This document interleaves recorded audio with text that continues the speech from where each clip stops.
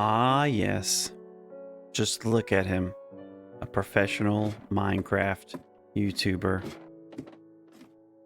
Hello, this is Samtastik, and I recorded an entire episode with my microphone not working.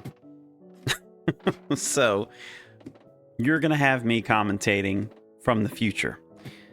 I'm talking about this ladder being obnoxiously long to climb up and down, so I wanted to make a bubble elevator to go up to the top.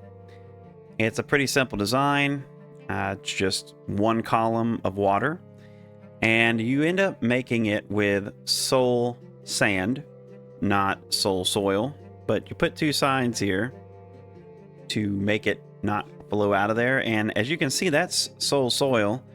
And I went ahead and got some kelp. And I'm talking about, I wanted to make sure that you understand that there's a difference between kelp and the seagrass, because the seagrass does not bone meal, and you can't do this. But basically, at the very top of this column, you just drop one water bucket down, and then you put this on top of the soul sand, and you bone meal it till it gets all the way to the top, and it will stop. It's about a stack and 2/3 of a stack, I believe. Once you do this, it will make every block in there become a solid water block. And as you see, it stops now. So you should be able to just break this stack.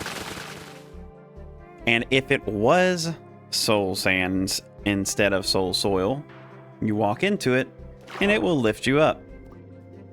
But as you see, it's not working because I used the wrong block.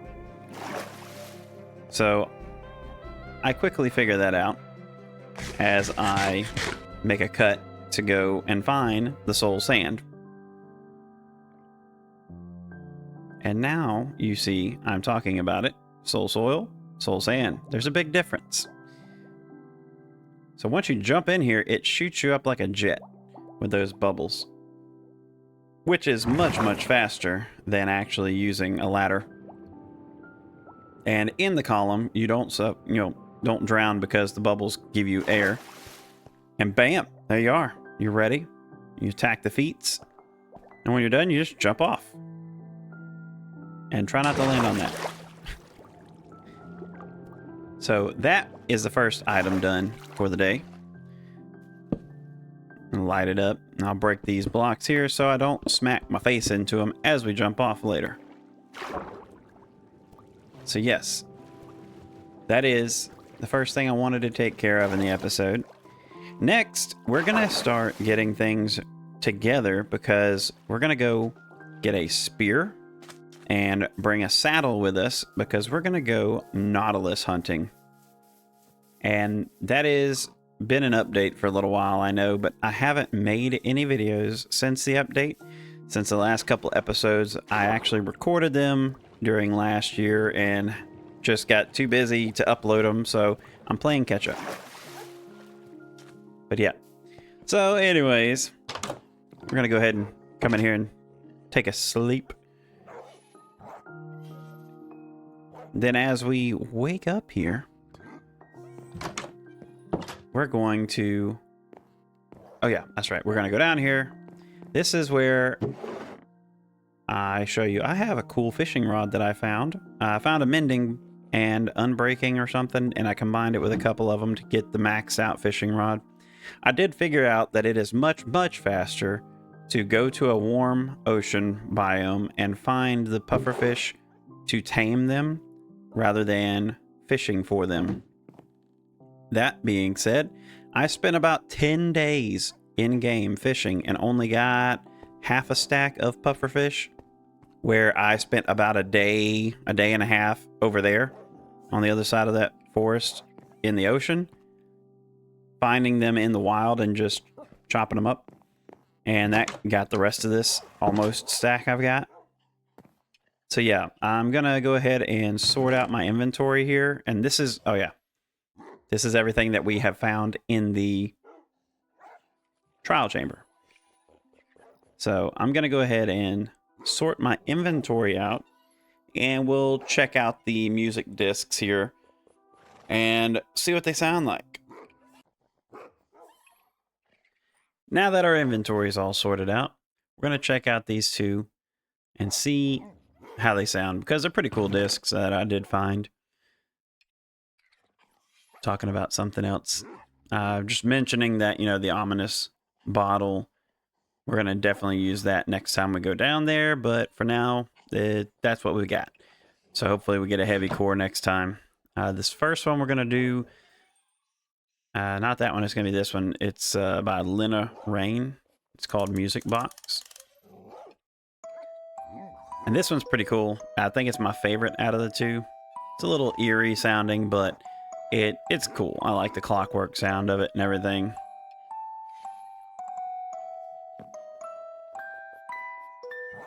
But you kind of get the gist of it. The other one is called Precipice by Aaron Cheroff. I might be butchering that name and I'm sorry. But yeah. It's definitely two different sounding discs. Whereas that one's all quiet and everything. This one's more like bam in your face. And it sounds kind of like a combination of techno anime theme song, I guess. I don't know. But I definitely could like listen to this while I'm down like strip mining and stuff. Yeah, it's pretty catchy. And I was kind of thinking it would be cool if they had a jukebox in vanilla Minecraft where you can like put it in your pocket and listen to the sound, like the music's discs, as you're walking around instead of having to keep it centralized. But yeah. So those are the two discs. We didn't listen to them all the way through, but we're going to grab this diamond because we're going to go ahead and make ourselves our first spear. And it is simply just the same as a shovel recipe, but in a diagonal. Now, y'all are about to find out how much I don't know about the spear. It's already getting nighttime. That's quick. Okay. So, first, left click, you just quick stab like this. Then if you hold right click, I was very confused because I thought it was supposed to launch you, but that's something different. That's yeah, you hold right click, and as you're running or flying into something, the faster you go, you do more damage. That's the cool thing about the spear. So I'm going to go sleep and try to figure out what's going on with it. But eventually I figure it out. And what it is, see, the right click's not doing anything. As you'll soon find out, this is just an episode of fails. And I'm sure the title's going to reflect that in some way. But yeah, so it doesn't work like that, Sam. You have to put the lunge enchantment on it. And that's where we're going now. We're going to make another cut. And we're going to go get the enchantment for it. So yes, now, this is me pointing at you saying, I don't know what I'm doing. But I figured it out. And yes, we are about to demonstrate how to use this thing now. So, oh yeah, I've already got the book in my pocket. I was looking for an anvil. So we're going to run over here to the blacksmith area. Or not yet. Oh, no. I wanted to test it out on a chicken first to show you. So you can attack like this, or you can hold right click, and for some reason it didn't do anything until I started running. And I don't know if you have to, if there's a cooldown window for it, but obviously I didn't know how to use this thing because I've never used them before. So I take off running and there it goes. So I think there is a timer on it. Once it starts turning in your hand, maybe it doesn't do anything. But yeah. So now we're going to go and enchant the spear so we can use the lunge ability. Now, unfortunately, when you put the lunge enchantment on it, you cannot put mending on it, but you can repair it with whatever the material is, like a diamond or iron or copper, whatever you make it out of. And the lunge replaces the left click on the attack. And as you use it, it will drain your actual hunger bar as well as the durability on the spear. Now, this is probably one of the biggest mistakes that I decided to make. I enlist this Enderman to, help me test out the spear. And yeah, it goes great. But yeah, that's how the lunge works. You have to get some air, and I think it works as well in the water, but it's not as effective in the water for some reason. But yeah, so now we go find the Enderman. And we're like, hey, buddy, you want to help us test out this new spear that I don't know how to use? Because this is going to go great. And, like, he dodged me there. And then I smacked him right there. I was like, oh, yeah. Yeah, let's go. And quickly, I realized I'm in danger. And, yeah, so I tried. I said, oh, no. This is probably a terrible mistake. And then I was like, I'm going to swing on him. No. So yeah, don't pick fights with Endermen with a weapon that you don't know how to use. That's the moral of the story. And it got a little choppy there because of the respawn, I guess. But yeah. So, lesson learned. I've knocked down a couple rungs. I was humbled by the Enderman. So yes, don't do what I do unless you know how to use the weapons. But yeah, the lunge ability becomes way more overpowered whenever you get elytra and rockets, because I believe that's the fastest travel speed you can have. So as you rocket into an enemy while holding right click with the spear, you just almost one-shot everything in the game that's like a regular mob. And even players with armor on, I think, up to a certain point. But yeah, it's pretty crazy. So we're trying to get things fixed back in our inventory now and reorganize this. And we're about to take off in a boat across the way back over those trees behind where I'm pointing, because we're going to go find ourselves a Nautilus. So I'm looking around. I'm talking. Oh yeah, I'm talking about putting stuff up. Because I don't need to bring the fishing rod. I do need a saddle. I want to say... Let's see, what else? I'm hanging on to that for some reason. Bringing the pufferfish. And by the way, I would recommend not putting pufferfish in your hotbar until you're ready to use them. Yeah, I don't eat it one, thankfully, but it is very possible to do so. So... I think I'm running this way to go do something. I don't remember what I'm doing. Oh, I'm talking about going over that way. Yeah, sorry. Like I said, when I started recording, but tested it all out, yeah, I'm getting my bed. When I first did the sound test, before I recorded the video, the microphone was turned on, and somehow OBS decided to say, hey, you know what? When you start recording, we're going to just turn the microphone off so you can't record your voice, but everything else recorded, so it's like whatever. Now we got that taken care of, and I'm gonna go ahead and hop in a boat, and I'll meet y'all over there once we get to the ocean. And here we are. We made it to the ocean.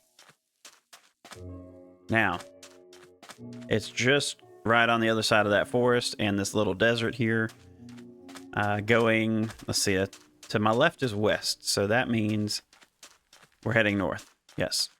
And I'm going to throw my bed down over here near the ocean in case I run into any trouble, because this is where I found all the pufferfish. While I was hunting for pufferfish, there were quite a few drown around here, and I want to say more than half of them had tridents.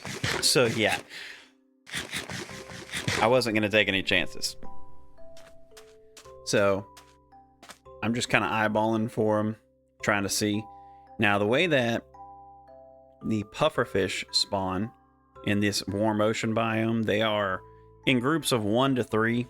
and they're little bitty trying to find them. But as you get close to them, of course, they puff up and they can hurt you. So I'm just kind of giving a general inspection of the immediate area, trying to find if I see any nautilus anywhere. And I'm sure I probably missed some, but I'm just kind of looking around here, and they almost are the same size as squid that I found. And to give y'all a update on them, you know, because they are breedable, so you can make baby nautilus with the regular nautilus. They're just like all the other aquatic animals, where if they jump up on land, then they suffocate, unfortunately. But if you happen to find a zombie nautilus that spawn with a drown riding on them, you take the drown out and you can get the zombie nautilus, and it works just like a regular one, but you can't breed it and it doesn't suffocate whenever it's on land, which is pretty cool. And I don't know if they're faster. I think they're a little faster too. So over here by this other coast near where I'm going, there is a village over this way, and I remember when I was hunting for pufferfish all along this warm ocean, in this area over here I did find some nautilus. And so I was kind of banking on, well, maybe they're still over here in the same spawn area, because that seems to be what happens with Minecraft mobs. Even when you get out of chunk render range, they're still there. Oh yeah, that's our mushroom biome that does not seem to want to spawn any cows. I'm not really sure what's going on with that, but we'll have to check that out in another episode. Maybe spend a couple days there and see if anything happens. I don't know. But yes, so we're on the hunt for nautilus. And just like I said while I was recording, when I first found one, finally, when I was hunting for pufferfish, then I started finding a bunch of them. Like, they were everywhere. And see, I thought that I saw some there, but that was just a squid. And then as I get out this direction, I believe this is where I find him. Let's see. No, there's a pufferfish. That's right. So I'm explaining about the pufferfish and what they look like and how hard they are to see in this massive ocean. And as you get close, they do blow up and can stab you and poison you for, like, I think 2 seconds or something. Just a few ticks anyway, and then it's gone. So not too bad unless you get, like, swarmed with them, which is very rare. Unless somebody, you know, makes a trap or something with a bunch of pufferfish, then you're just in trouble. So we're hopping back in the boat. And that little sound was another pufferfish, like, deflating nearby. So as we get this direction, I think this is where we finally find the nautilus. Yeah. And it's a little creepy coming down here without dark vision. But look, there he is. He's so cool. And it only took 2 pufferfish. I got a whole stack and it took 2 pufferfish. And I don't know if that's normal, but I put the saddle on him just like a horse. I'm already suffocating. But once you get onto the nautilus, on the top right there, you can see the icon where you have Breath of the Nautilus, where you can just have infinite air underwater. Now, as you see, my air bubbles are not going back up. So, but they're not also, I'm not taking damage. So you have to go back to the surface to regain your oxygen. And these guys are okay when they jump up out of water, as long as they don't land on dry land. They're fine. And I was trying to test out the different things with the spear and so on. And it's really hard to see how fast you're moving underwater when there's nothing around you. But yeah, and I was like, well, this isn't working. And then I think, yeah, right around here, I accidentally pressed the space bar to go up or something somewhere. But if you hold space, it's like jump, like the jump bar down there on for a horse. And that will launch you forward. But yeah, I am thoroughly enjoying being able to swim around underwater infinitely without having to worry about oxygen. It's just learning the controls for the Nautilus compared to swimming is a little different. Yeah, there you go. That's the boost. And you have to be careful because you can suffocate yourself just like with horses underwater, though. Like bumping your head on solid blocks. So now we're going to go exploring because I did find while I was hunting pufferfish, there is a sunken ship out here somewhere in the ocean. So I really wanted to go find that now that I had the Nautilus, while keeping a lookout for any kind of drown riding on a zombie Nautilus. But there are a lot of different little cave areas that I found that I was like, oh man, when I find a Nautilus, we're going to come back and go down there and check them out, which we get to in a little bit. But I'm debating whether or not to cut out and then come back because I didn't know how long it was going to take me to find this ship. And it actually doesn't take very long. But yeah, there's just a lot of space out here in this ocean biome. And it's like so far as you can see all the way out is warm ocean, which is crazy. Lots and lots of coral, which I've never really used before in building. But I want to start implementing it into my builds in different ways. I know when you use it on the land, it dries out and is totally different texture than these colorful ones you have down here. So just different ways to experiment with building and stuff like that. But see, look, there's more Nautilus right there. Once I found one, I found a bunch of them. And I first thought these were different sizes, and they might be. I didn't stay too long to look at them, but this is where I was explaining about you can breed them and everything. And look, there's the ship. So, now you'll find out about suffocation while riding the Nautilus. Thankfully, I don't die or anything, but I'm looking around in here. I found a buried treasure map. Very nice. I took the books. I'll leave the paper. I don't really need the paper. Collecting the books because I'm going to be needing a lot of them for bookshelves in the library whenever we build the tower. Yep. Yeah. There's the first time. And yeah, it's just keep bumping your head from there on, you know. I was like, I'm gonna make it wide enough for me to come up in here. And then look at this, the very second chest that I find, a golden Nautilus armor, which is great. Now, the funny thing is, I did not mention, is that with the golden armor, it makes it way easier to be able to see our Nautilus out in the ocean, because when they start wandering around by themselves, if we don't have them tied up with a lead or have a little containment pin, then it is like a beacon with the golden armor on out here. So, and I will say when it comes to breaking blocks, you might as well just hop off and do it, because you cannot really break a block quickly at all while you're riding on the Nautilus.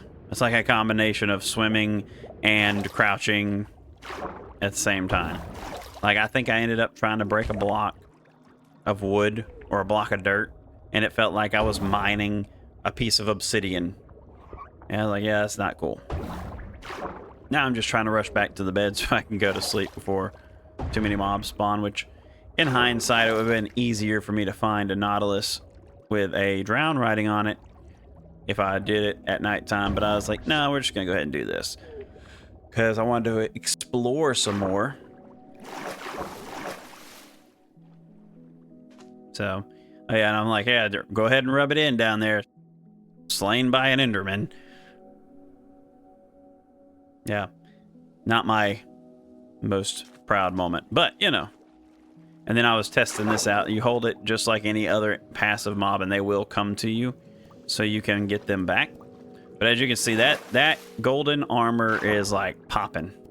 You definitely cannot mistake that thing for another Nautilus. So I think we hop on here, and we're yeah, let's see. Yeah. And we're going to go exploring the different areas around here. And it's nothing like super crazy, but it was pretty fun. And just getting to see everything and not have to worry about oxygen. Yeah, these are pretty cool naturally designed coral reefs that they have. And as we go around, I believe I was talking about the blocks and being able to use them on certain things. And then almost got popped by a pufferfish there. He's trying to get me. I was like, yeah, I see you, little guy.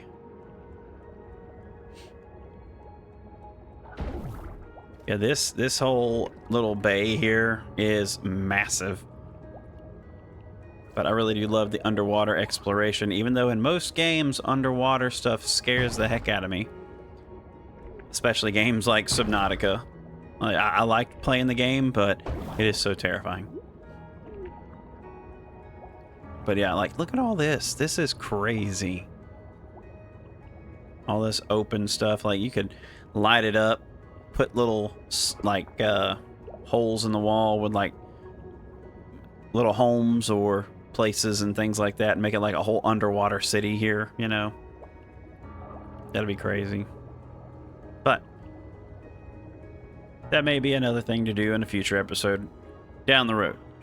But right now, we're just exploring and checking out the surroundings, seeing if I see anything that pops out at me. But for the most part, pretty chill. Like, there was no threats for drown down here for the most part. And I was happy about that because I was just trying to test out maneuvering this new creature without trying to kill myself at the same time by bumping my head on everything. So, yes, very, very cool. So, now I'm thinking, oh, yeah, probably should have brought a lead or something to, in a fence so I can tie him up out here. Because I don't have a way to get him back to where we're at. Because it's like separated by a landmass. There's no way to get home from here without traveling forever. So I'm like, well, I guess I probably need to make a pen for him. And I'm starting to look around, I believe at this point, or maybe it's in a minute.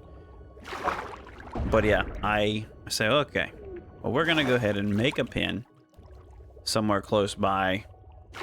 But I wanted to make it kind of close where we ended up going into the water. I think it was over to the left a little more, yeah.